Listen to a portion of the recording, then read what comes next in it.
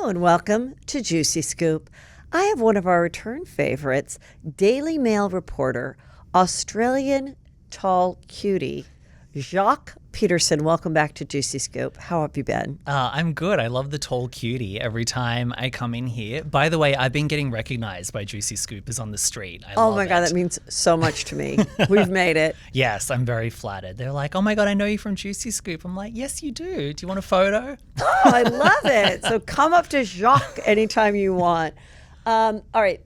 This came up in the last couple days. It's big Andy Cohen news. Andy Cohen was, I believe, doing like a Q&A on Threads. Yes. And someone in a more angry manner wrote like, why are you letting all these MAGA people, women, be on your shows? And he basically said, Real Housewives isn't about politics, and we like having women with different points of view. Mm-hmm. And that's very surprising, being that he has shared his political views very often on the shows, as well as his own show, Watch What Happens Live, and who he gives mazzles to and things like that, and who he gets. There's mazzle, and what's the negative one? A jackhole, I think. There's the jackhole, and it's very much political oftentimes. Yes. But he's trying to say the show isn't about that. So a lot of people then came forward and was like, well, I disagree with that because these people have been fired and they were Republican or, you know, I don't know anybody that says I'm MAGA. Like someone will say, well, I was a Republican or whatever. But that seems to be the weaponizing word. Well, okay, here's the thing. What he's saying about this, he said this is a show not about politics. It's about women's lives. We need people with different perspectives. That's what makes a good show. Exactly. We all agree. I've been saying it forever. I was screaming that from the rooftops during 2020 when every housewife and reality star was getting cancelled for, you know, saying something politically incorrect, saying something it's not politically incorrect. It was just politically well, some not people what said, the wave was or whatever. This is what I think of Andy saying this. I think he did the mazzle of the week was Fauci, in which he praised him. And they put it on their Watch What Happens Live Instagram page. And the comments were not in his favor from what I read. Mm-hmm. People didn't really think that was deserve the mazzle of the week. Okay? Yeah. And with less than a week later, this question came up. So I think they may have realized they played their hand wrong on that one. And the way to answer is we allow people to have different political points of view. Now, if you really look down the road of who got fired, there is an argument for both sides. Because there's been a lot of really liberal people that have been fired too. Yes. You know, and so it's like, was it that, or was it that it just didn't really work for the cast and the franchise at the time? Did the liberal people get into a specific scandal related to? No, they did not. So good point.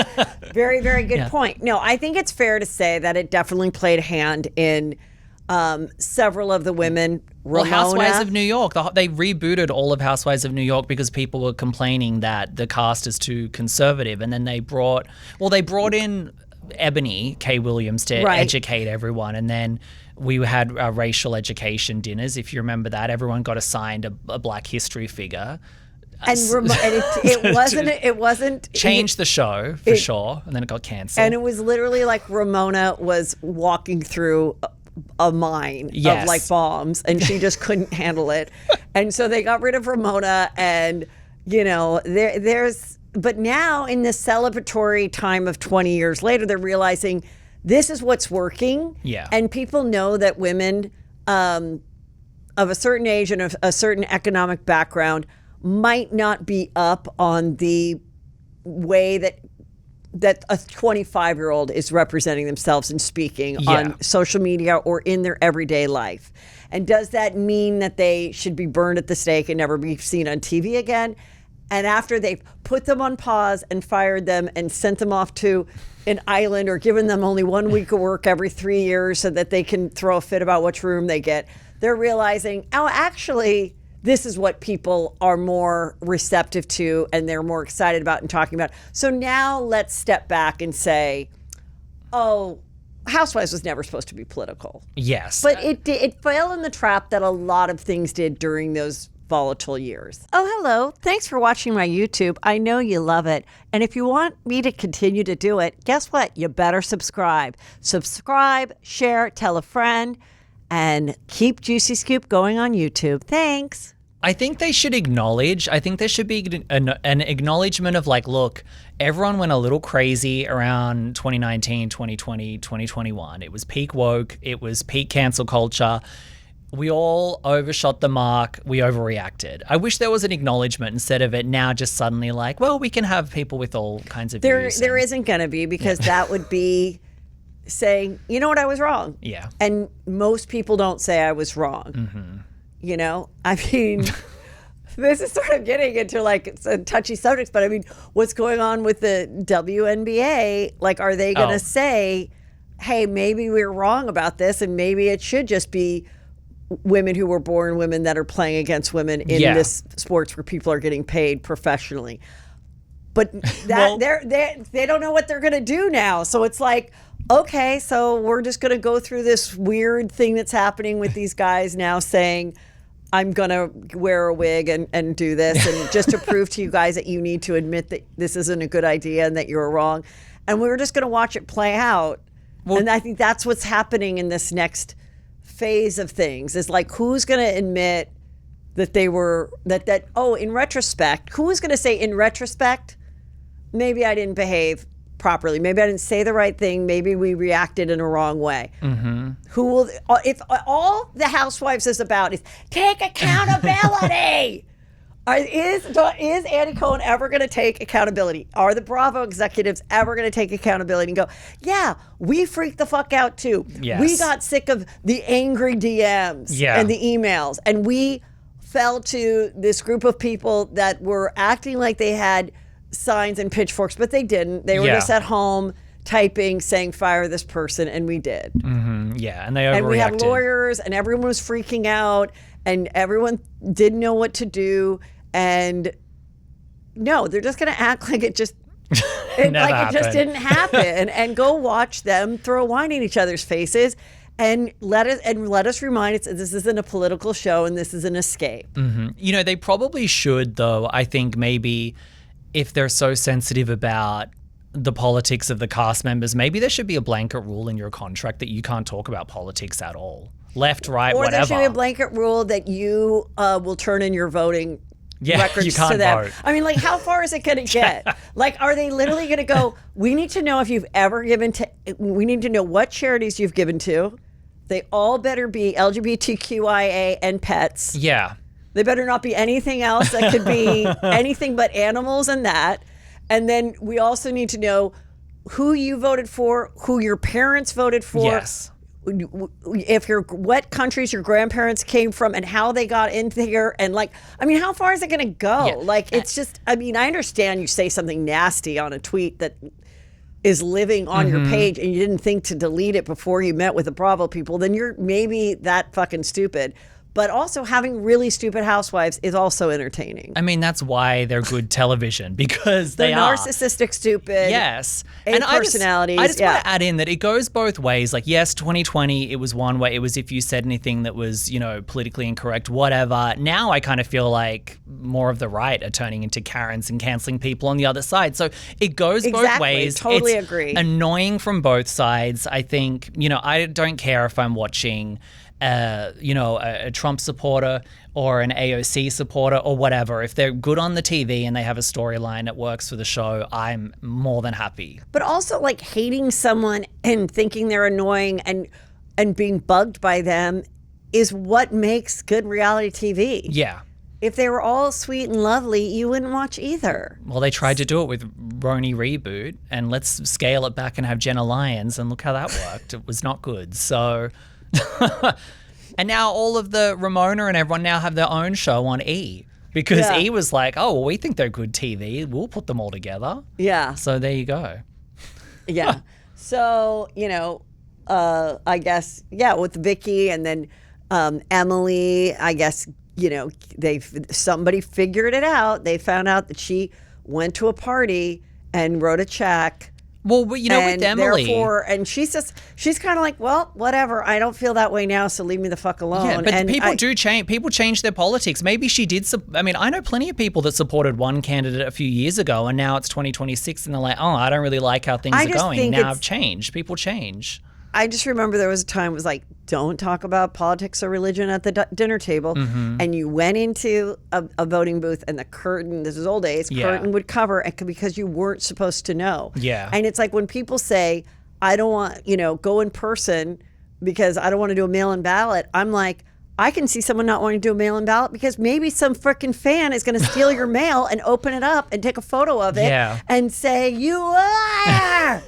You voted against this proposition. But, back then as well, you think about, I don't think people made politics their whole personality back then. And we didn't have social media, so people didn't put out everything they're thinking and get on their Instagram stories and sound off. You're probably just at home and you see something on the news and you just talk to the person next to you and then you forget about it. But now you put it on social media, it's there forever, and some Bravo fan digs it up. I'm saying, even us just talking a little bit about this, I'm wondering, and I'm like, no, I don't care. We're keeping it in the show. You're not going to fucking intimidate me because you said it wasn't politics. I'm talking about Bravo. Yes. This is an article about politics with Bravo. Yeah. And it is interesting that we discussed it, and it is staying in Juicy Scoop. Oh, and leave me the fuck alone about this shit. And people can boycott whoever they want to. Yeah, you can make the decision to people, not. You can block people. You don't have to watch the season. Yeah. You don't have to root for them. You don't have to go to BravoCon. You don't have to wait in line to take a photo of the person that you hate. You could go and like the girl from Summer House that nobody knows. Do whatever the fuck you want. It's just so annoying. And also, it is just a reality show, and there's no tenure. There's no, I was guaranteed 10 years and they got rid of me before I made tenure at the university. It's just a TV show, and there's no guarantee that they're going to keep you forever. And when you're gone, you're gone. And maybe you come back and maybe you don't.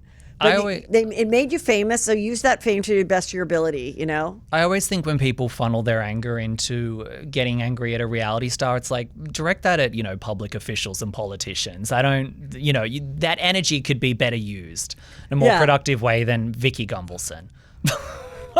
But, they need them to get it. If you didn't care, then they wouldn't stay on the show either. So it's they know that by going on the show that they're not going to be loved by everybody. Mm-hmm. And it is hard when you're not loved by everybody, because I thought everyone loved me too.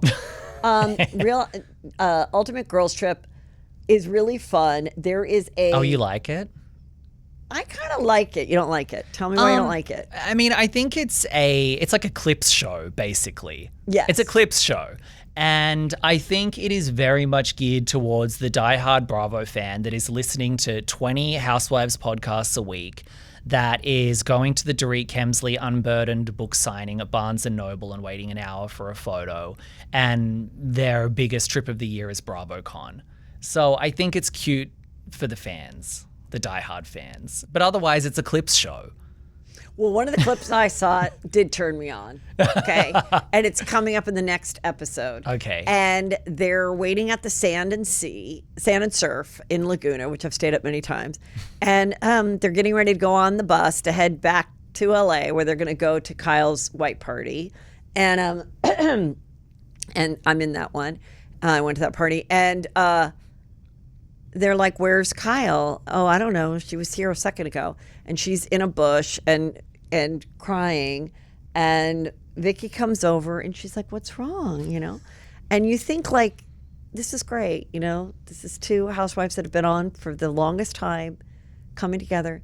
And Kyle's like, today is my 30th wedding anniversary. And Mauricio just texted me, and it's just a weird day, and it's a sad day, and I'm just having a hard time. And Vicki's like, well, you should have a hard time. You failed your whole family. She's like, you should have stayed together for your kids. Well, it's really hard too, because you've let everyone down. I thought that you were the couple that was going to make it forever, but you didn't. You gave up. And now you're getting divorced, and you broke up your family. So you should cry about it, and you should feel bad. And you should work, and you should sell car insurance. Well, I was like, it's so awful that if this was in a scripted sitcom and I was working on that show, I would say it's too unbelievable. No woman in her right mind would go up to Kyle knowing what she's been through and say, yeah, you did fail the world. Nobody would say that. But Vicki does. And that is why she's terrible as a friend in this capacity, or she's clueless, or she's just old and white and narcissistic. But this is an insane scene that captivated me. So, yes, I'm captivated by how horrific it is. Yes. When someone is crying their eyes out, that you would then turn it around. Any normal person would say, Kyle, I know you have had the weight of the world on your shoulders because you guys did present so perfect, but it's about your life. And the fact that you're still friends today says so much. Your daughters are all close to each other. You have a fabulous family. Don't be hard on yourself. That's what a normal woman would say. You guys, I am so excited. I'm coming to San Francisco Cobb's October 2nd and 3rd, 4 shows, and then I'll be at the Desert Ridge Improv in Phoenix on October 9th and 10th. Those tickets are all available at heathermcdonald.net with VIP experiences. That includes meet and greets. Go get those before they sell out. Thank you. This episode of Juicy Scoop is sponsored by Jones Road Beauty. You guys know I've been loving the Jones Road Beauty Miracle Balm because it looks like you just have the glowy, most perfect skin. And it's absolutely perfect for drop-offs, getting your coffee. People are like, where did you just get a facial? What's going on? I'm like, no, it's a Miracle Balm. I also love their new product, which is the foundation stick, because sometimes I need a little bit more, like a little coverage under my eyes, or if I have like a little discoloration, something like that. The finish is so natural, and it's not too matte, not too dewy, just smooth, even, healthy looking skin. And what I love, it's available in 30 shades. So it's really going to match a wide range of skin tones. Modern day makeup that's clean, strategic, and multifunctional for effortless routines. For a limited time, our Juicy Scoopers are getting a free full-size mascara on their first purchase when they use code JuicyScoop at checkout. Just head to jonesroadbeauty.com and use code JuicyScoop at checkout. After you purchase, they will ask you where you heard about them. Please support Juicy Scoop and tell them Heather McDonald sent you. This episode of Juicy Scoop is sponsored by Cash App. For all the parents out there with teenagers, we know you're already trying to keep a million different things under control. Well, Cash App is here to help make sure your teen's money and their spending isn't adding to that craziness. I know that time between like 13 and 17 was such a hard time. Your kids maybe are not understanding the value of a dollar, but you want to give them some autonomy so they can go get a little food with their friends, but keep them on a budget. That's what I really love about it. With the Cash App card available to teens 13 to 17 with sponsorship by an eligible parent or guardian, every transaction triggers a real-time notification for you to see, empowering your teen to practice independence while giving you peace of mind by keeping track of their spending. You can also manage everything directly from your own Cash App account without having to switch between the two, making it simple to stay connected to your teen's financial activity in a way that's both efficient and empowering. Parents, it's time to start focusing on your teen's financial learning and growth instead of stressing about the fine print. If you're ready to give your teen more independence while staying in the loop, start by downloading Cash App and sponsoring their account today. I love Cash App, and I know you will too. Download Cash App today and make your money work for you. Visit our link in bio. Cash App is a financial services platform, not a bank. Banking services provided by Cash App's bank partners. Prepaid debit cards issued by Sutton Bank, member FDIC. Cash App Visa debit flex cards issued by Sutton Bank, member FDIC. And the Bancorp Bank, N.A. pursuant to a license from Visa USA, Inc. See terms and conditions for the Sutton prepaid card, Sutton debit flex card, and Bancorp debit flex card savings provided by Cash App, A Block, Inc. Visit cash.app/legal/podcast for full disclosures. Well, that's why they brought Vicki back to Exactly. OC for season 20, because we need that. And that was an incredible moment. My theory with Vicki, I had heard before, because you know how she came back on OC for a few seasons and she was a friend and she was all just like, I hate fighting, like I want us to all get along. I basically heard that she's not going to do stuff like that unless she's getting a paycheck. So I think she thinks these things, but I think she is self-aware that in her day-to-day life she doesn't say it, but then if there's a check on the table, she's just going to say whatever she's thinking. Yes. I mean, it almost seems too unbelievable. I don't think she would do it in real life. I mean, obviously, probably a producer said, Kyle's upset. She's over there. Make sure you go and talk to her. Maybe that was the most that was pre-planned. Yeah. But could it have been? I do think that she literally, that's what she thinks. Like, you did fuck up. Yes, I believe she thinks that. Because she still says to this day, I regret breaking up with Dawn. Yeah. And she just said she ran into him at the Nest, which is like, you'll have to come next time we go. It's very fun dancing, and it's a variety of aged people out in La Quinta. Oh. Love the owner. Shout out to Dodie, the owner. She's fabulous. And she's like, said, I saw Dawn there, and she was like, Dawn, Vicki, she's living with her boyfriend in a house they share out there. And she was like, and I regret it. I regret, cheating on Dawn that time with that guy in Cabo then Tamara said, you called me the next day and you were like a naked guy's in my bed. And she's like, you're disgusting, Tamara. Like, it was so, like, that type of the stuff, which is just like the most, you guys are such, I'm so sick of this show talking about friendships when they are all horrible friends to each other. Yes. They don't keep each other's secrets. Not only do they reveal the secrets, they reveal it on the reunion when the most eyes are on it and they know it's going to be replayed for the next 30 years. Yes. Like, they are, so why are we talking about, none of them are good friends. Everyone hates each other. I don't believe any of them would be hanging out or talking to each other if they weren't on TV. Yeah, well, that's the new season of Orange County is let's just talk about our friendship. Which, yeah. Oh, wait, I want to just go to this. Yes. This was Luann. Luann did a big New York magazine cover, an article, and it says, Countess Luann will drink you under the table. And I'm like, this is the title? Like, we do remember that she got arrested for drunken disorderly. She wasn't behind the wheel. Yes. Like Shannon Medore. She was not behind the wheel.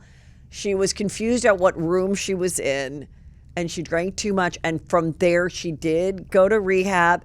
She went to AA. Oh, she was in the cop car. Remember the dash cam? The dash cam cops footage of her banging she got around out of in the back. Got her wrists out of the thing, and she did her AA meetings. And I remember she was doing the AA meetings when they were in Miami, and she brought Sonia, and Sonia's like, I don't like this. This was depressing.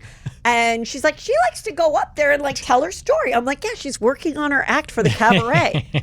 I used to think when I needed to get time for stand-up, I literally was like, I could get two birds with one stone because I found out all the best agents went to this one AA meeting off of Robertson and I needed an agent.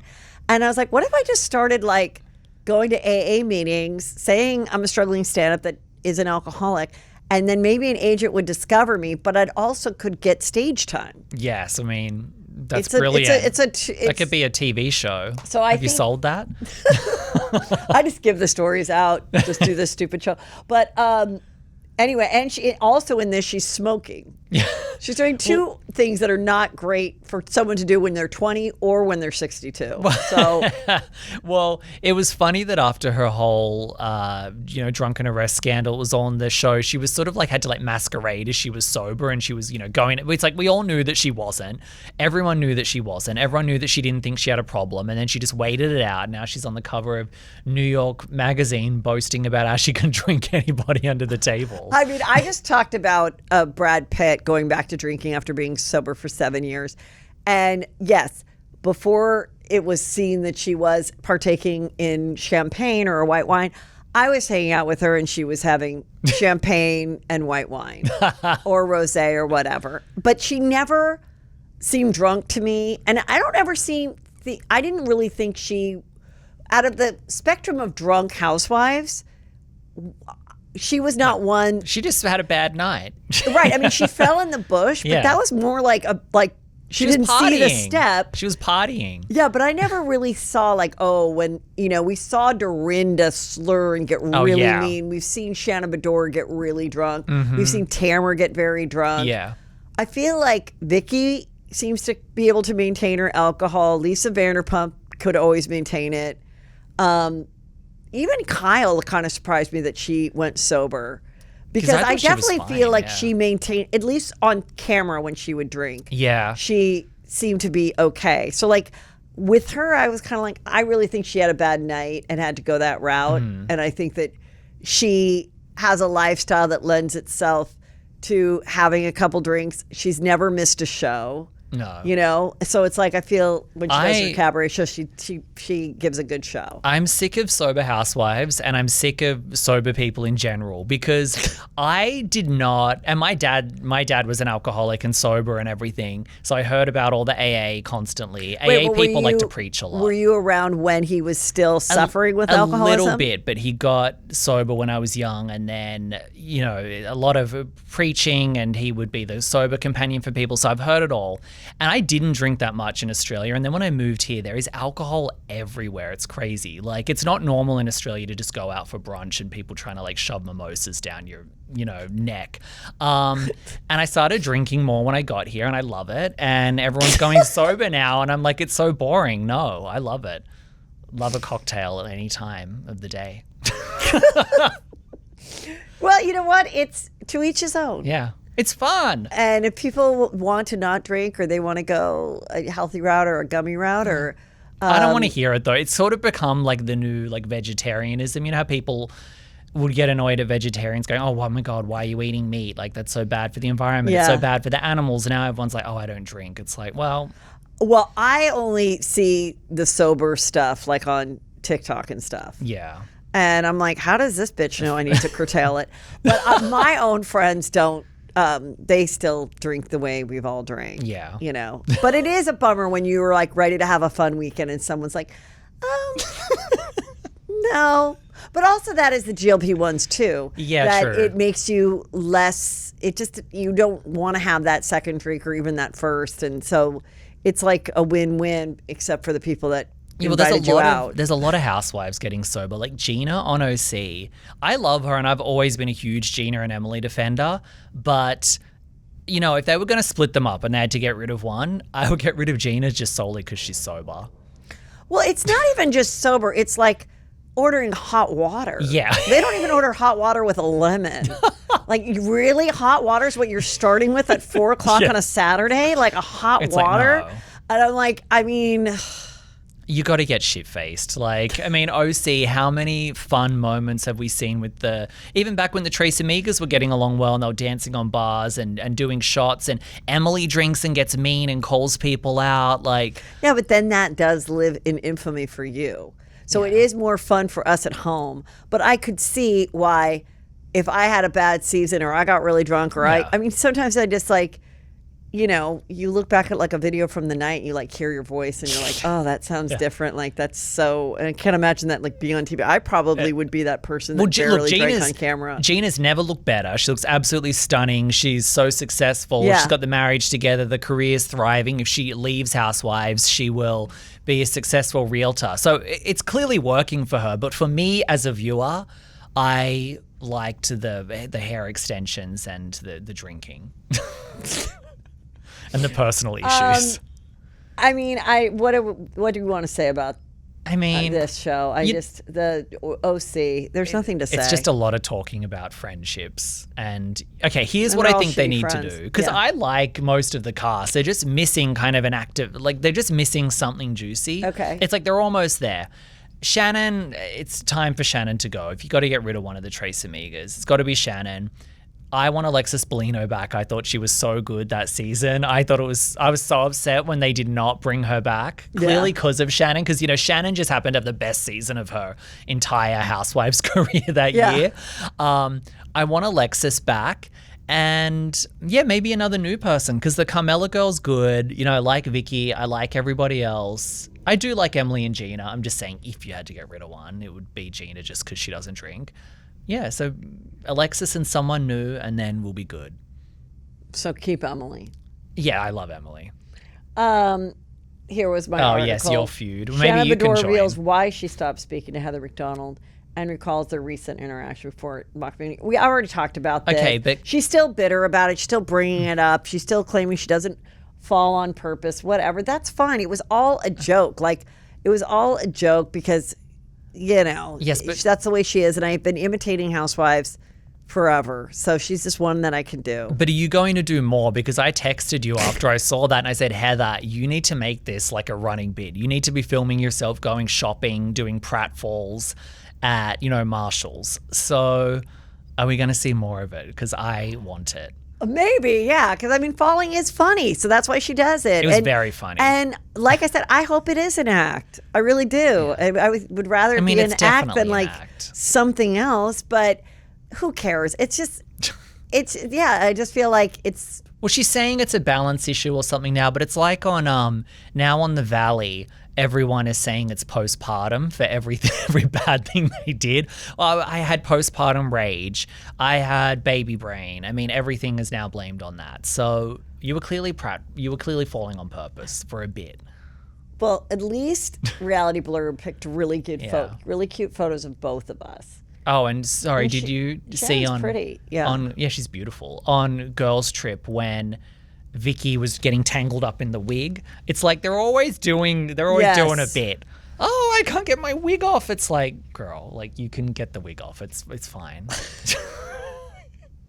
Well, yeah, it's going to be a lot of costumes and a lot of things like that, very setup type of stuff. But I still think getting tangled in a yo-yo string. Yeah, I still think that's why Andy said that. Like, just watch the show, enjoy it. Don't get angry. Step away from who I gave the mazel to last week. Yeah. Okay, we talked about the Valley. The Valley. We haven't seen the second part yet, which you guys will be able to watch tonight or the night. Yeah, they'll be watching it by the time they're listening to Juicy Scoop. A lot of people were just really shocked by Danny's appearance. And I saw this somewhere where they said, I heard that one of the producers took the stuffing out of his couch seat to make him appear smaller. And I just thought the visual of some guy before they came on set and his job was to I don't know how you would take out No one did that. What? He's just that small. And then just to sink down. I think he wanted to get his jaw max done, or whatever you call the maxing. Oh, yeah, the looks maxing. Looks maxing. So I think he lost a lot of weight, and then I think he got Botox, and I think he dyed his hair darker, and that's why he looks so different in this reunion. Yes. Because look at him here. Yeah, he looks hot there. Look how much rounder his face is and stuff, and she looks exactly the same, so I don't think this was too long ago. Yeah, he was looks maxing a little too hard. Yeah, look. That really is a big difference, right? And it's like scary too. Like there's something quite chilling about the image. It's kind of cursed. And then I know they do talk about what happened at Jasmine's wedding. Well, he goes, I haven't, because he was so drunk on the finale. Remember, he's slurring in the back. In Mexico. Yes. No, in the Britney's Halloween party. Oh, the Count Dracula Yes, and then stuff. Janet tries to throw the drink and misses, so then she throws the cup instead because the drink missed. Yeah. And he goes, I have not been that drunk since that night. And then Britney's like, well, let's talk about the wedding. And then we haven't seen the full episode, but in the preview, they say that he went to Jasmine's wedding, and he was so drunk he had his shirt off and his shoes off in the corridor or something. So, another lie of him saying I haven't been drinking, and then he has. So then someone had to kind of babysit him again, I'm sure. Yeah. And that's pretty inappropriate at all. I know you let loose at a wedding, but if you're taking your clothes off at someone's wedding, but it's someone else's wedding. Yeah. You have to. You can get shit-faced at a wedding, but don't take your clothes off and your shoes off.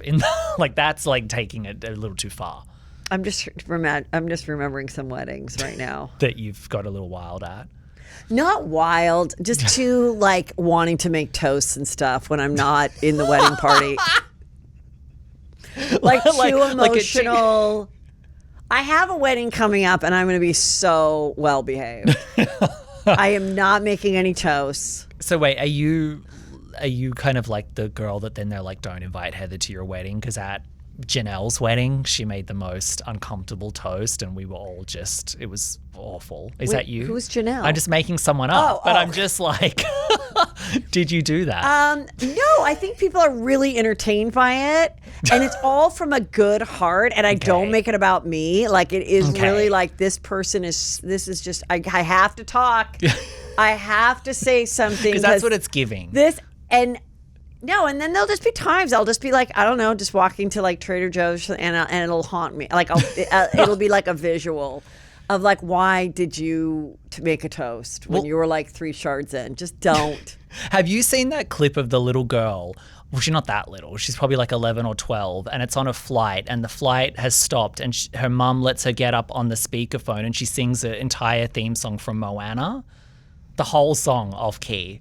Off key. Yes, off. It just sounds terrible, and everyone's there, and it's like the flight's been delayed like 4 hours, so they're sitting there locked in the Delta flight. She's singing the Moana theme song. This episode of Juicy Soup is sponsored by Quince. We are in August. It's almost the end of summer, but this is the time to think about fall and your wardrobe. What can go? What have I not worn this year?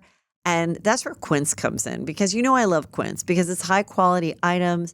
I have lived in their silk dresses. I love my white linen blazer. It's worked with everything. I feel so chic and smart in it. And now I'm ready to get into fall. I'm going to get some of their denim. I need new jeans. And they have the softest denim starting at $50. Like, that is just amazing. And everything at Quince is priced 50 to 80% less than similar brands. And it's not just apparel. Quince also brings that same everyday elevation to everything they offer, from hotel quality bedding and bath to kitchen staples, essentials, and thoughtfully designed furniture. You've got to check it out. I absolutely love it. Upgrade your everyday. Download the Quince app for app exclusives, offers, or go to quince.com/juicy. Get free shipping on your order and 365-day returns. Now available in Canada and the UK too. That's QUINCE.com/juicy. Sometimes you just want to relax and unwind, but maybe not have your traditional alcoholic drink. That is the perfect moment for Willie's. Just unwinding, socializing, getting creative, and enjoying it. Willie's is a premium THC-infused social tonic crafted by the legendary Willie Nelson. It's a low-calorie, low-sugar alcohol alternative that actually works, delivering a fast-acting euphoric social buzz without the regrets that come with alcohol. Willie's social tonics come in 5 milligrams and 10 milligram doses with best-in-class flavor experience, so smooth and balanced you barely realize you're drinking a THC product at all. You can enjoy the tonics as a shot, sipped over ice, or mix it into your favorite mocktail. One shot of Willie's helps you relax, unwind, and de-stress. We tried Willie's, and we did it on a Sunday because, you know, I try to be good on a Sunday, but I still want to chill and relax. And it did exactly that. We had it over ice in the jacuzzi, and it was just the thing to put me in the mood to enjoy the rest of my evening. Willie's ships directly to your doorstep in 40 plus states and has sold out 3 times in the first 6 months with over 300,000 plus happy customers. So order now at drinkwillies.com and use code JUICY for 20% off your first order plus free shipping on orders over $95, and live like a legend. I use the Ladder app, and let me tell you how it works. I have a gym that is just a short walk away from where I live. And before Ladder, guess what? I would do probably not as many reps as I should, not the right weight. I'd get bored of it. That's where Ladder comes in. It is really personalized, and it's keeping me on track, and I'm not doing it alone. That's what I really love. Ladder is an expert strength training plan, not a content library. These aren't influencer workouts or challenges. It's real progressive programming designed by certified coaches. Ladder now includes nutrition tracking at no extra cost, AI-powered food logging, and macro insights integrated with your training plan. Remove the guesswork with Ladder and get a real coach in your ear telling you exactly what to do for every workout. No thinking, everything planned for you. If you have an iPhone, head to ladder.fit/juicyscoop and take a quick quiz to find your perfect Ladder plan. Use my link and get a free 7-day trial with no credit card and $10 off your first month if you join. I was from a family where my parents would have people over, and my dad would be like, little girls, and we'd have to come down the hall and sing songs from Annie. But we were pretty good. Okay. And but still, Yeah. We've never done it in a public place without it being like a church play. Okay. So You haven't done it at a wedding? Have you sung at a wedding? No. Okay, good. I had someone say, would you want to sing or be a bridesmaid? And I said a bridesmaid. And then the other one was I sang, oh God, I sang at my sister's wedding. What did you sing? She asked me to do it, and and it was such a problem because I'm like, it made like the lead up to it, like I was so stressed about it when I could have just been having fun. Yeah. I sang Ave Maria. Can I ask a question? Yeah. Was the sister that you don't get along with, was she there? Yes, but it was my sister Shannon that I sang Yes, for. but there was the sister that doesn't like you. Was she in attendance at that wedding? Yes. And was she like, fucking Heather again? I don't know. It's such a long thing. If you've been to a real Catholic mass wedding, it's like an hour and a half. Was she asked to sing? No, but The she other wouldn't sister? have wanted to. Okay. She wasn't like just Shannon and I are like singers. Okay. But I remember like there's two ways to sing Ave Maria, and I decided to do it like in a lower key because I thought I don't know if I can get to those high notes. Yeah. And someone was like, "Oh, I didn't realize you had such a weird low voice." Someone said that to me like at the wedding after, and I was just like. Well, I didn't know. I don't think there's two ways to sing it. I think Gracia plena. There's like all this like Latin in there. Gloria gracia plena. I don't even remember, but like, yeah. And I did it because I was supposed to be. I got chosen to do it in high school, and then the music teacher said, "No, you're not doing it." And so it's been like this thing, like let Heather sing that Ave Maria, and I just. So her wedding came about you fulfilling your childhood I don't know. I'm dream. gonna say, justice for Danny after this. To her being shirtless, shoeless, and celebrating a lesbian wedding and being there with bells on. Now, would you rather have someone be a bump on a log and not be overly invested in your wedding day?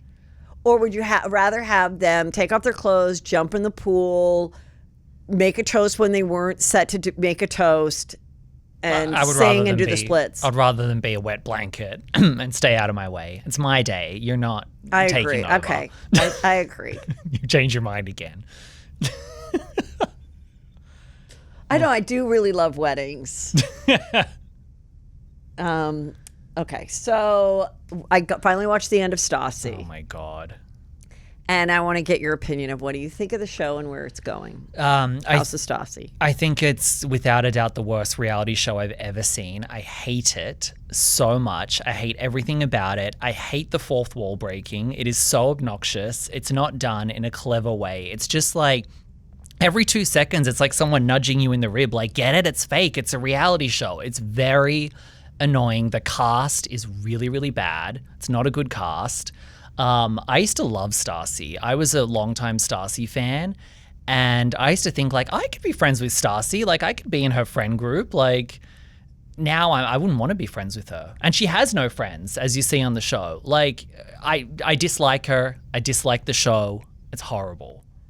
Well, remember it was supposed to be Stassi Says? Yes. And it was supposed to be a comedic docuseries. So it was always going to be like a fake reality show type of thing, like an Office, or like when we did After lately, it was all these stories. We played ourselves, but we played it like funny, exaggerated versions of ourselves, but we played ourselves working at Chelsea lately. And throughout the year, there'd be funny things that would happen, and we'd come back from a weekend and tell a story. And right away, like one of the writers would put that in a file of like, that would be a really good storyline when we start doing After lately again. And sometimes a story that would happen to me, they would give to like, oh, 2 guys go to a bar and this happens. Okay. Like, you know, the other characters or whatever, because it just makes more. So we would take these things, and then some of them things would be made up, but most of it was like what had happened. So I kind of thought that's what she was going to do. And like, hey, this is what's happened in my life in the last 3 years with my mommy friends and this and that. So we'll just sort of act it out, but we're playing ourselves. I think that's what they attempted to do, and that didn't really work. And then they were like, kind of in the edit, maybe reshot or redid the confessionals to then make it this more dramatic thing, leading up to this dramatic thing. Like, is their marriage going to last? Well, okay, there's so many thoughts. Yes, they probably tried a bunch of different things. I had heard they actually just filmed it as like a normal reality show and then it was stuck in product because they didn't have anything juicy, and then they had to add that meta concept of like, oh, we're actually going to make it a show about making a show. That's why every confessional is like that, but in scene they're not talking about it as much, but it's very much in the confessionals. Also, your marriage breaking down to Beau is not a strong enough story to carry an entire season. Like, that is like, if you were on The Valley, that would be your storyline as part of an ensemble cast with a bunch of other people having stuff going on. You know, like, it's not juicy enough to carry a whole season. Well, you know what I also think is interesting is like, we haven't really seen her with Beau for like, you know, it's not like it was she and Beau for like 8 years, but it wasn't like we have a reference. Yeah. Like, why do we care? You know, there are Kyle and Mauricio. Yeah. So when you see that, you're like, oh my God, you know, and you can look back and you can see what happened and where did the crack start or whatever. And then when someone said, oh, I've listened to their Patreon for years, they're totally fine. Like, they have a great relationship. Then I was like, are we all being gaslit? Like, I felt was this like that all too. planned? Like, listen, one argument that we have is that you're the stay-at-home dad and I like go. I mean, when she went, I saw an interview when she's like, I get my lashes done, I do the EMS workout things, I do this, I do that. And yeah, no wonder you're like busy. Yeah. And basically she's just like, yeah, I'm not super into the nighttime routines with the kids crying and everything. And Beau's better at that. And okay. Well, at the end of the show, she has this huge meltdown when all of her friends have a friend-to-vention about her marriage. She has but it's also, that's so weird. Yeah, it is. I can't imagine all my friends being like, you and Peter need to get like. Yeah, no one does that. They that. would go and talk about it behind my back. Like, nobody would go say it to you at your birthday and then say, like, it's your fault. And I did feel for her at that moment when she's just like, I make all the money, motherfucker. Like, I make all the money. What more do you want? And I feel ganged up upon it. And you're doing this as part of the show to make me look like an evil witch. Guess what? You know, off with your head. None of you are coming back on this show. Kiss the, you know, the $3,000 you made per episode goodbye, because it's not happening second season. I'm going to find some other people. Also, we can't repeat this next year. So I think they're all like, I don't know what to do, because the producer's telling me that I have to tell you that you're an awful person. But I know if I tell you that you're an awful person, you're going to not want me on the show next year. But I don't even know if that was real, because she spent so much of the show being like, well, I'm going to throw a dinner party. And you know what happens at a dinner party on a show like this? There's a fight. So there's going to be drama. So she does the whole season like that. So then at the end, I'm like, oh, are you having this huge overreaction to make us think that it's real? But this is actually all fake as well. And it's not that juicy. By the way, you mentioned Kyle and Mauricio. It's like, yes, one, we were invested in them because we watched them for 15 years or whatever. And then her marriage breakdown was part of an ensemble cast that everyone else had their own storylines going. It wasn't like an entire show about Kyle and Mauricio like this is. So it's just like it's poorly made. They clearly got Katie Maloney in because they were like, we don't have anything. Like, this cast is not good. I mean, that sister, Beau's Italian sister, who at Hulu greenlit being like, yeah, she can be part of a main character. Like, what? Oh my God. And then the finale, there's another moment where that Taylor Strecker, which is her best friend and podcast host, names her baby after Beau. It's like, I'm naming my... Well, she says she's having a baby. Her wife is having a baby. They're lesbian. Yes. And she said, I don't feel connected because I'm not carrying the baby and the baby's not biologically mine. So in choosing the name, my mom's maiden name or something was like Bodine or something. Yeah. And so the baby's going to be Bodine or something like that.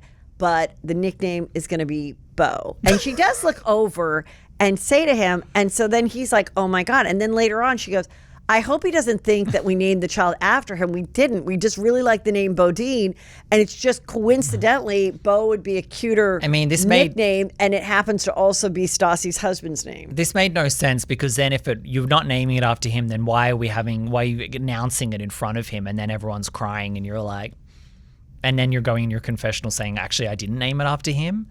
It's the worst show. I hate it so much. I always remember when Brody Jenner was engaged to a woman named Caitlyn. Oh, yes. And then, Caitlyn became Caitlyn Jenner. Yes.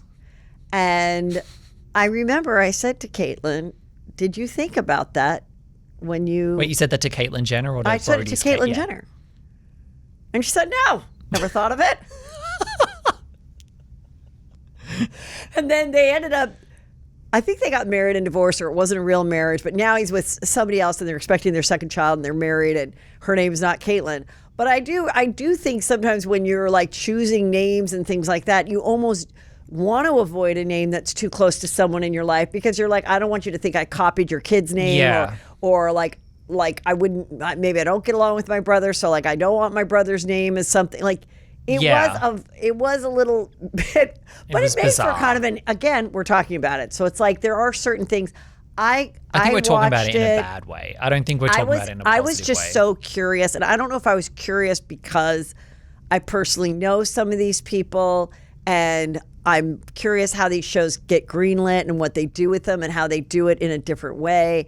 So to me, it kept my curiosity. It did get incredible, viewership. I don't know if it did. I thought it was like number one on Hulu or something. I think it was number one for like a day and then it slipped. It's hard to know with the streaming, but they can say anything. I think it'll be coming back. Yeah, well, look, they seem to greenlight anything at Hulu. It's like no one watches Vanderpump Villa. And you know what's so funny about Hulu? Have you noticed how now every single Hulu show has to have the Mormon wives in it? Because it's like they use the Mormon wives' success to put every show over. They're on everything. They were even on the premiere, like going after Sheena. Yeah. And my prediction's that Sheena will be on season 2 of House of Stassi. Maybe, or she'll have her own version of it. I don't think she'll get her own. I think Hulu will be like, Stassi, this show's not very good. You need to bring in some more Vanderpump people to mix it up with Katie. Was Stassi and Sheena ever close? Really close? No, but they're like OG rivals. That's why they'll want to bring her back, because they hate each other. Yeah, but then that feels inauthentic that you'd ever be hanging out. Yeah, but then Stassi, because it's a meta fourth wall, Stassi's going to be like, I know that we hate each other, but like, look, Disney told me that I had to bring on Sheena and we're making a show, wink, wink, so here she is. Like, that's literally what the show is. That's what she'll do. Yeah, I don't know. It's horrible. Sorry, Stassi. LA News. Okay. The Lakers was bought for $12 billion by Bob Iger, who is the president of Disney. Okay. Stassi's boss. Oh. And Josh Kushner. Like the Kushners. Yes. I mean, they freaking own everything now, don't they? And so it's $12 billion, and that's it. You said, I don't know what that means. I'm like, I don't really know either. Yeah. I don't know if it'll make the tickets more expensive. I mean, I know Jeannie Buss, and I think it's good for her family, and that's it. All right. Let's talk about Shards. This is the show that is based off the book of Bret Easton Ellis, who wrote Lesson Zero, that movie. That was really, when I read that book when I was in high school, that is what made me want to go to USC. Because it was about the private schools in LA and how he went to, how his friends went to USC and he went to this college on the East Coast, and the time during those 2-3 weeks that you come home for Christmas and you feel like you're so much older and so much cooler because you're not living at home anymore. And so that was that book. And then this is basically the main character is Bret Easton Ellis, and it's while he is a senior at, I think it's Harvard Westlake. Yeah, I think so. Or a version of that type of school in LA.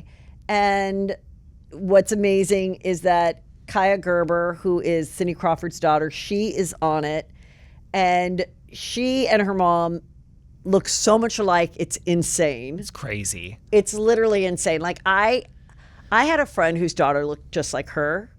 And she just said one day, she just looked at her daughter and said, excuse me, can I have my body back now? Like, what the fuck is this? How did you suddenly walk out of the bedroom and look like me? Like 30 years ago, I'd like that. I would like that ass. That was mine. I would like that stomach. I mean, Cindy's still gorgeous, but like, it must be like, I'm like, when your daughter looks that much like you, do you not see it? Like, Cindy sees it. I read an interview with her years ago, and she basically said that she dealt with jealousy. She said it was hard seeing as she ages, and obviously her whole career is around her looks. She's known as, like, in the 90s, it was her and Claudia Schiffer were like the two top. And then she's seeing her daughter now on the cover of Vogue and everything, and looks exactly like her, but like taller and skinnier. And I mean, quite honestly, more beautiful than she was in her heyday. I but I love kind Cindy of- Crawford's looks because she had brown hair and brown eyes.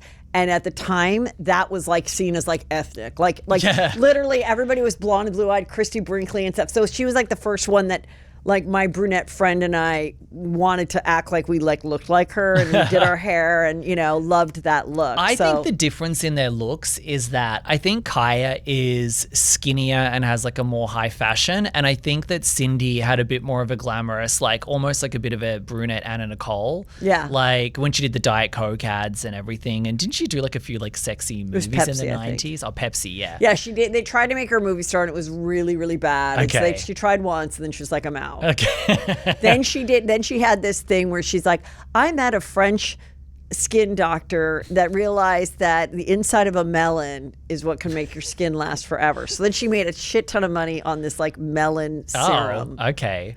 Yeah. Yeah. And anyway, so she is a nepo-baby, and then she's dating in the show the character that plays her boyfriend isn't it? Yes. Or is it a different one? he- Which one here is Richard Gere? Isn't this Richard Gere's No, son? move over. It's him. one's Richard That's yes. That's Richard Homer Gere's Gere's son. Yes, Homer Gere. Oh, I thought it was this one because I thought he looked kind of like. So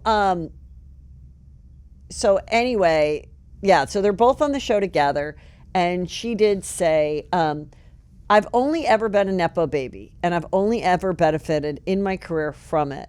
But I also find myself doing it to other nepo babies, thinking like, okay, show me why you deserve this job."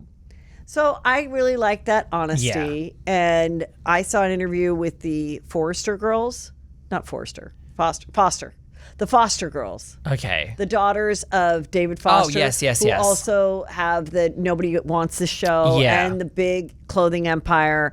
And, you know, they became famous for like writing funny tweets, and people are like, who are these funny girls? And they've really taken their opportunities and their talent and done the most with it. And one of the girls was saying, well, you just don't get Emmy nominations because of who our parents are.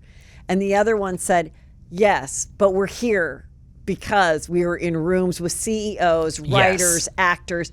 We were in rooms that the average person that comes to LA that's bartending right now trying to sell their script doesn't have the opportunity for the introduction, the advice, all of it, which, you know, I just think about the same thing with Kate Hudson. She's super talented, but we don't know that, you know, Goldie Hawn had all of her filmmaking friends over, and then Kate came in. They're like, Kate, look at you, how you've grown up. And she can act and sing too. Kate, I'm doing a movie right now. We need someone. This could be great. Yeah. Let me see. And then she has access to all the best acting teachers and everything. And she gets the job and she executes it well. Like that is what, using your nepotism to the best degree. And there's no secret. Like I've she noticed- is fun to watch. Yeah, she's good in the show. I mean, I love the show. I think it's really well done. And she's talented. And I've noticed that there's a change in the PR strategy with the Nepo babies. Because also Gracie Abrams, she is... The singer, yeah. Yes. She came J.J. out... Abrams. Yes. And she was like, I'm a Nepo baby. I get it. Like, I got these opportunities. And if you look at some of the older Nepo babies, like Gwyneth Paltrow and like Jamie Lee Curtis, they're very defensive about it. They're very much like, no, I worked so hard. Like, this is ridiculous. And now I think that... Because we know that's so out of touch. Like, Hollywood is who you know. It's your connections. That's like 80% of the battle. And I think now all of the young ones are being told by their publicists, like, you cannot look like some brat that's being defensive about being a Nepo baby. Like, you have to own it and you have to say, like, yes, like, I'm here because of my opportunity, you know, my connections and family. I totally agree. And I remember when, you know, I worked with Tracee Ellis Ross, like, she's super talented. She has a great look.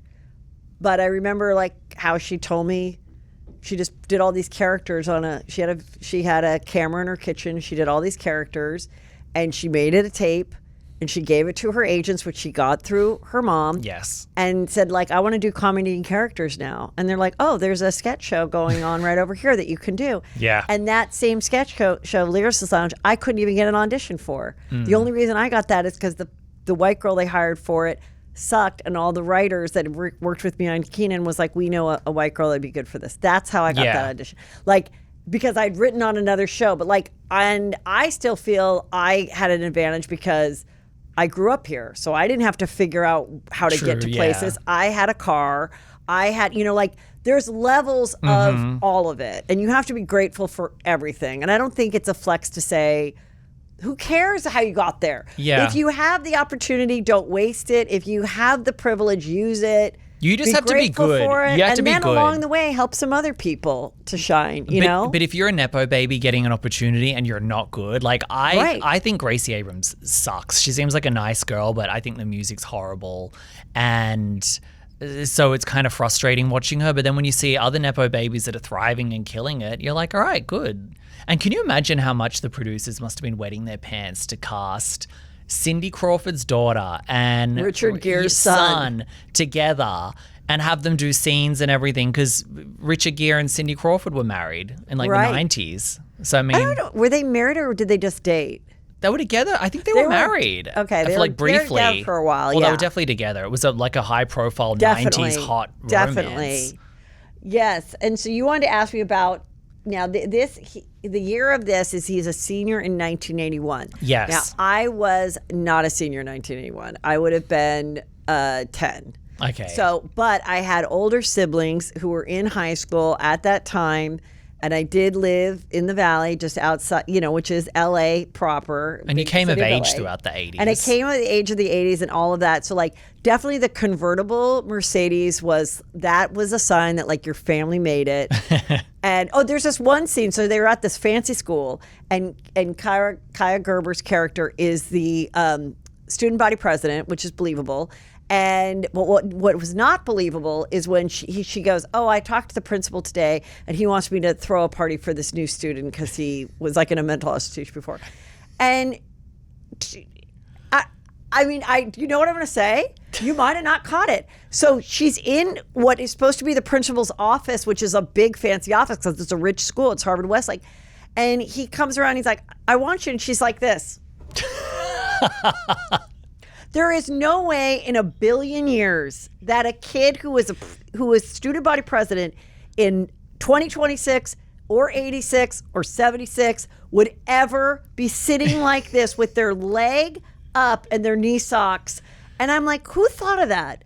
I need to know. These are the things that, like, I need to ask. Was that Ryan Murphy's idea? Was that her idea? How did someone go, there's no way that she would do that unless she's trying to fuck the principal. If that comes later in the show that they're fucking, then I will say, okay, that was okay. So not even like a rich kid that's out partying and doing coke and everything would have the balls to sit like that in the office? No, never, ever in 1981. No, not true. Well, the show is extremely kind of like heightened and stylized. I mean, it's very soapy. Yeah. And over the top. Even like the mirrors in I think one of them, the mum, she has like a big pink clamshell mirror, and it's like the old like Shalimar bottles and everything. Like it's so old school. I love all that kind of stuff is sort of fun, like with it. And it's like, and it's so interesting because like I'll follow like some accounts that are like there's an estate sale and it'll be like like a woman that's now probably,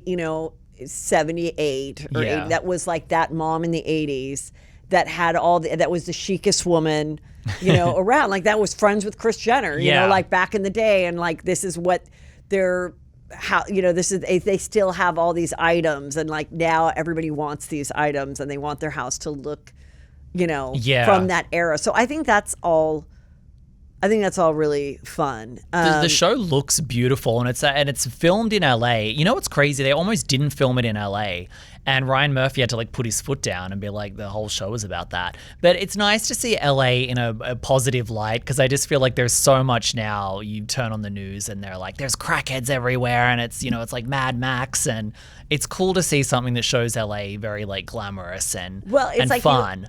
So one of the things that really did affect LA a lot that has to do with this, that like this will be knowledge that most people don't have, is they did this thing from 1978 to like it bled into the early 80s where they had a thing called the busing.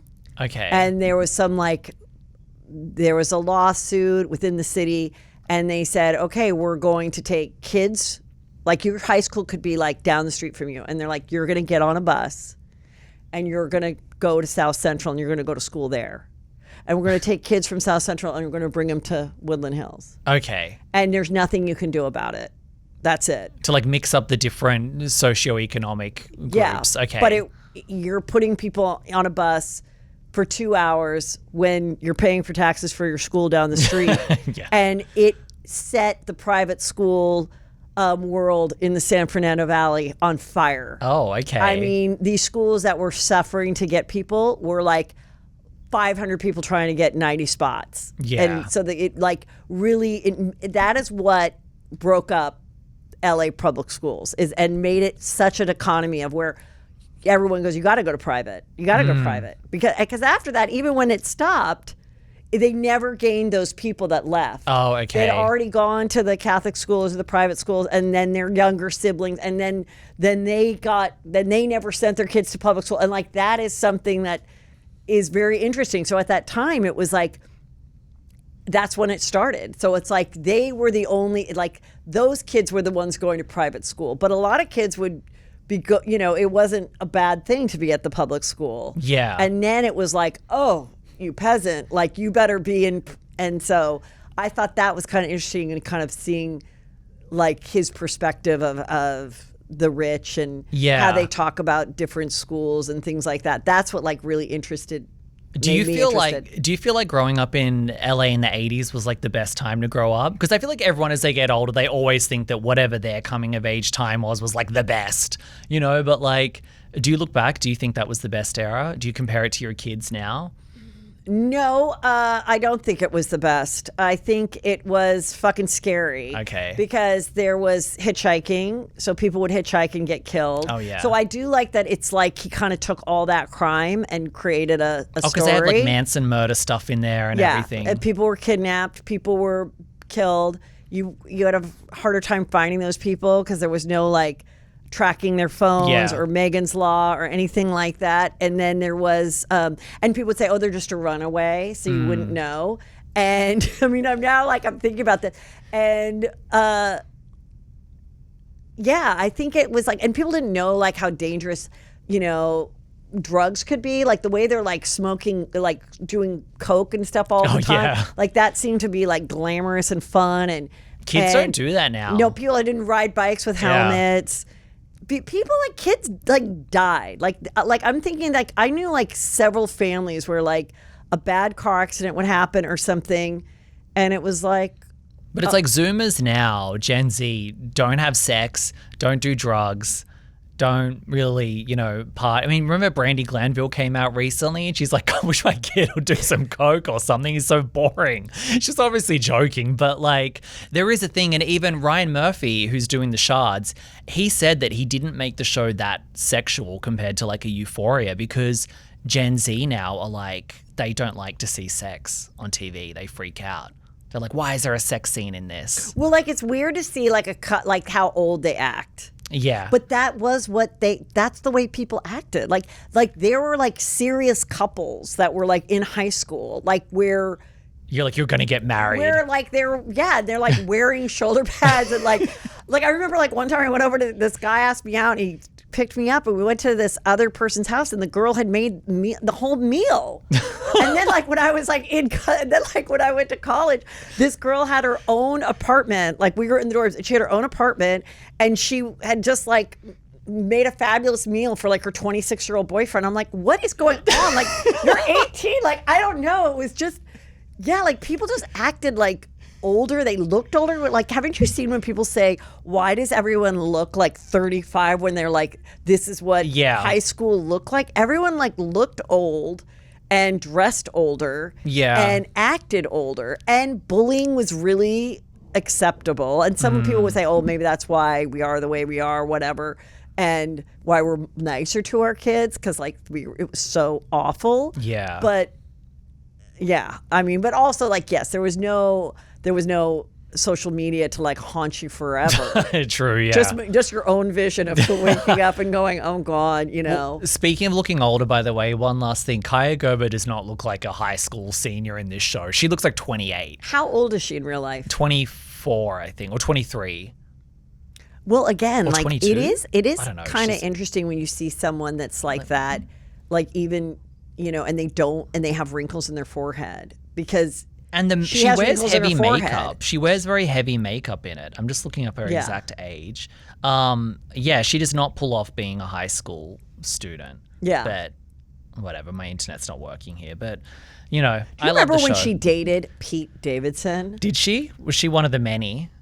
Yes, when she was like 18 and he was Oh. like a total drug addict. And I remember like the parents had to like go and like rescue her because he was like suicidal. And I was just thinking, God, they were probably just like, please don't have him influence you and start getting tattoos or get pregnant. Like, Yeah. where you're just like praying that your child does not end up with someone like that.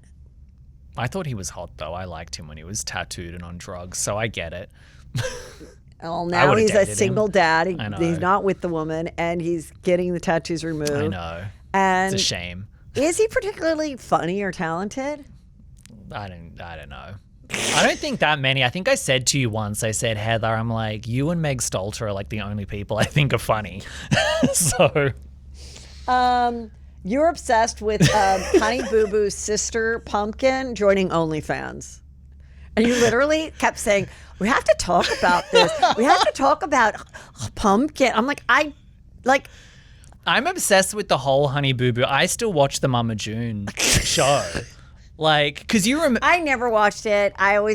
Honestly, I'm not into like people like that You on don't like TV. the white trash shows. I don't. I love them. Okay. I like it That's why better there's than something for everybody. And I Yeah. think she, had to be on TV all those years. She probably wasn't in charge of her paycheck.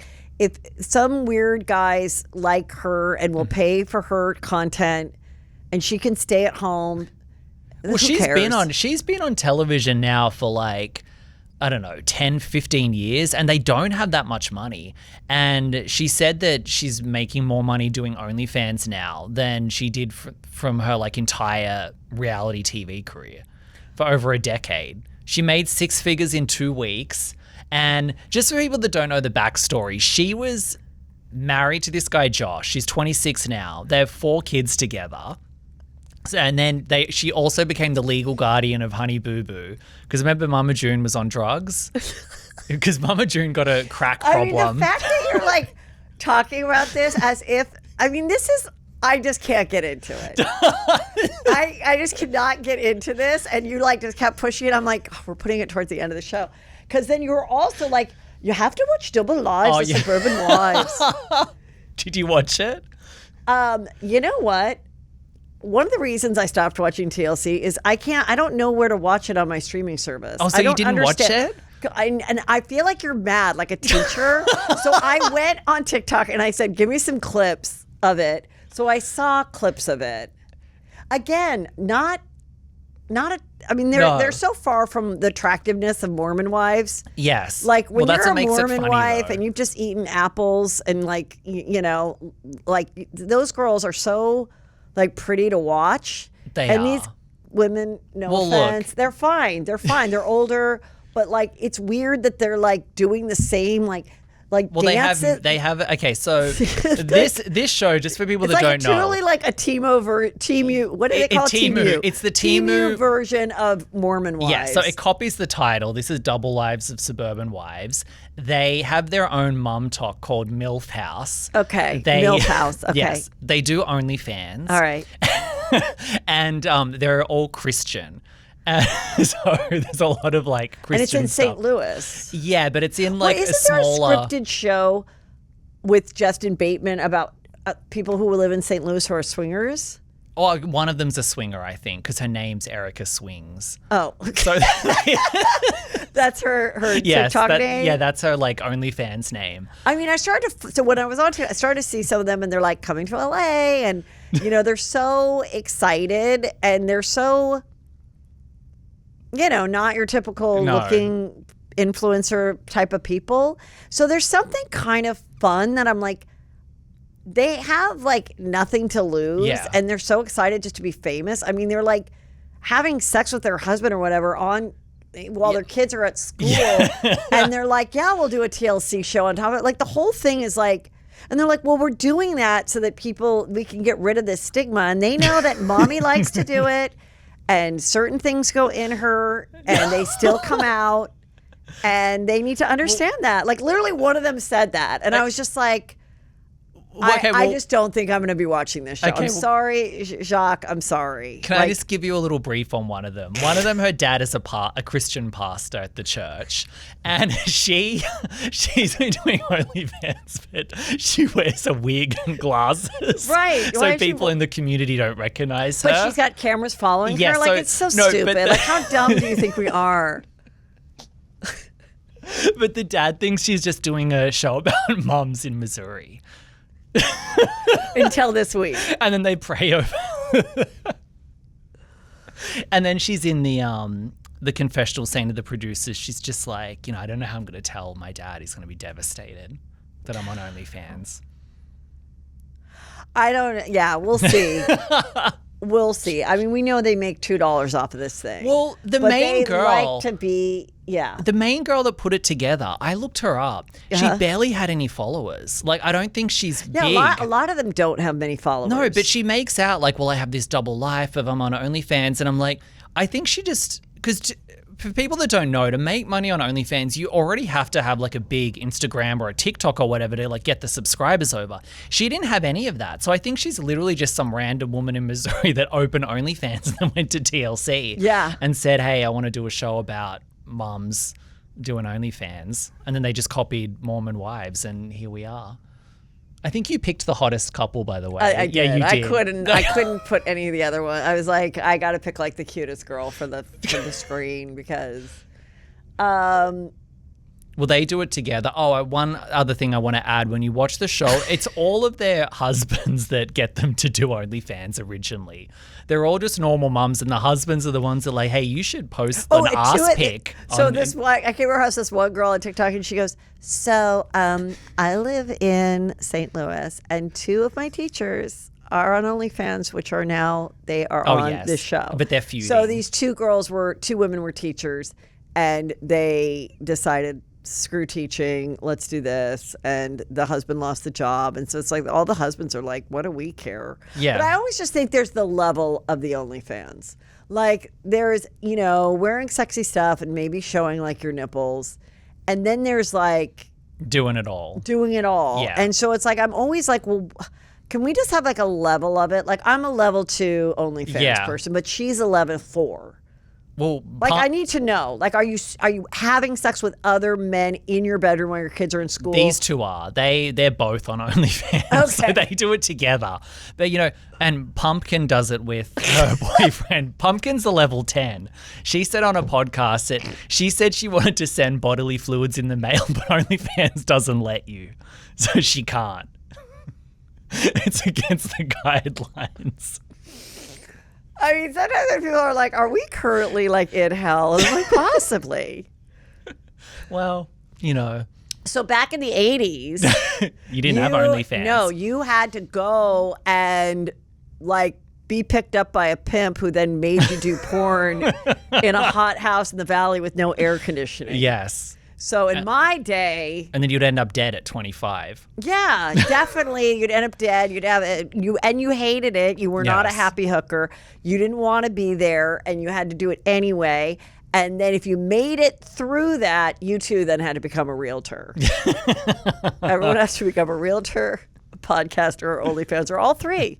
Well, all 3. We got invited to an adult party in the Hollywood Hills, and I'm trying to convince you to go to.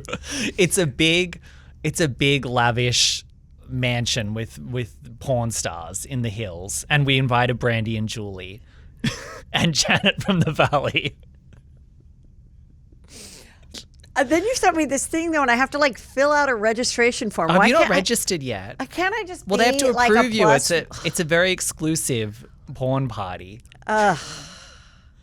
I just remember back in the day, I was like in Brentwood, and this guy's like, do you want to go to the AVN Awards or whatever?